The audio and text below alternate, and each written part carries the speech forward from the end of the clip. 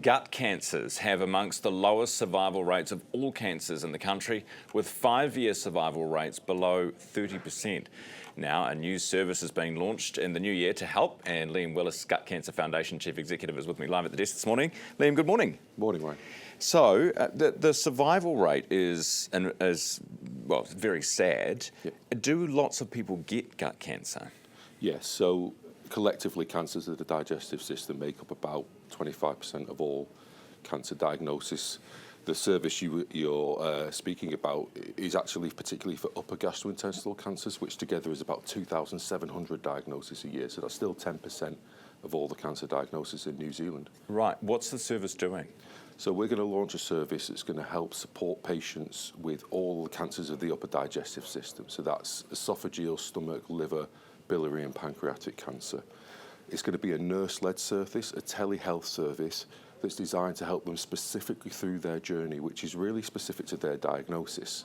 So if you're diagnosed with the cancer of the upper digestive system, often the diagnosis is really late, which is why the outcomes are so poor.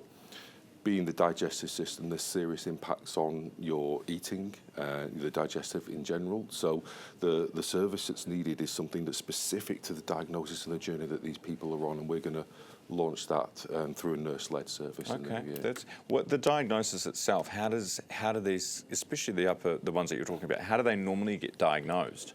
Yeah, I mean, that's part of the problem, Ryan. I think that they often aren't diagnosed until they're really too late. So, for example, pancreatic cancer, we know that 70% of the diagnosis occur in the emergency setting, and 85% of people diagnosed with pancreatic cancer are actually diagnosed too late for a curative option. Are there no symptoms?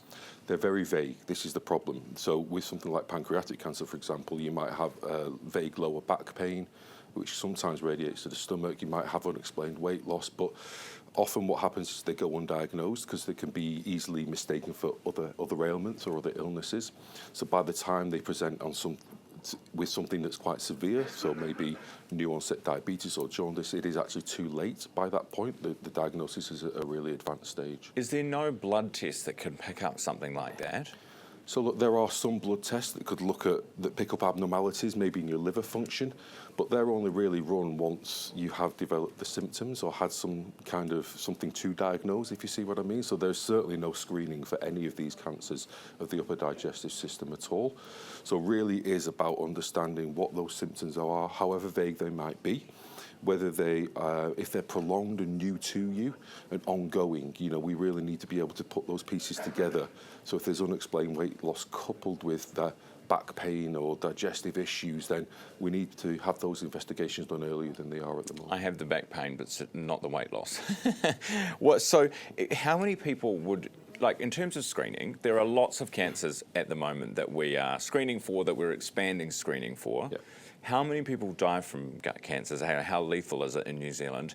Is it something that you can screen for and that we should be screening for? So we're talking about lots of individual cancers here, so we need to separate them out. When you talk about gut cancers, that does include bowel cancer. There is a screening program for bowel cancer. We'd like to see that age limit lowered. We work with our friends at Bowel Cancer New Zealand to try and achieve that. For upper digestive system cancers, there is no screening program. There is no way to detect these early other than presenting with the symptoms that are affecting you. And as I say, often they're so vague that they are misdiagnosed or diagnosed too late. What causes them?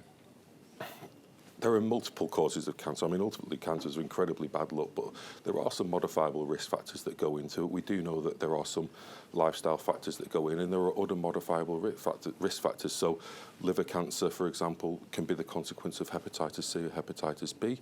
Stomach cancer can be the consequence of having an H. pylori bacteria, all of which you can either monitor or treat in the case of hep C and H. pylori. So there are things that could be done if these ailments were picked up early enough. All right. Fascinating. Liam, thank you very much for coming in this morning, and we look forward to the new service in the new year. Thank you, Ryan. Thank you. That's Liam Willis, Gut Cancer Foundation Chief Executive.